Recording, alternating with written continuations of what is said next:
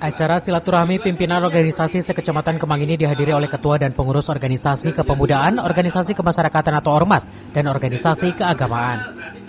Ketua DPK KNPI Kecamatan Kemang Abdul Jalil Zain mengatakan dengan tema refleksi proyeksi tahun 2025 dan optimalisasi potensi pemuda pengusaha. Profesionalitas untuk mewujudkan hal ini perlu adanya kebersamaan dengan organisasi lain maupun pemerintah setempat.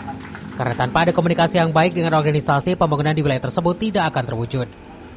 Menurut Jalil, di awal tahun ini semua pimpinan organisasi sekecamatan Kemang harus bersinergi pasca pemilihan Kepala Daerah Pilkada Kabupaten Bogor untuk mendukung program strategis nasional dan pemerintah Kabupaten Bogor yang istimewa dan pemuda gemilang.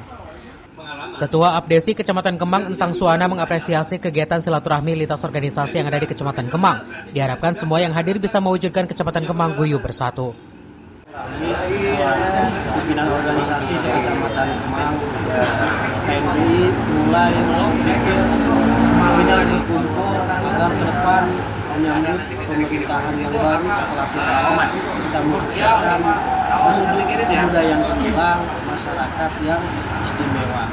Refleksi 2025 yang kumpul di sini semua ormas yang ada di Kecamatan Kemang untuk berpikir bagaimana Kemang ke depan lebih maju lagi di tangan organisasi kepemudaan dan organisasi masyarakat yang ada di Kecamatan Kemang.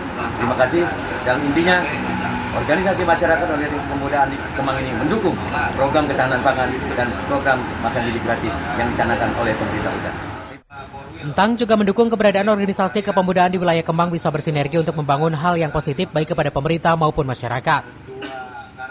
Dari Kemang, Kabupaten Bogor, Suhanda Abriji melaporkan.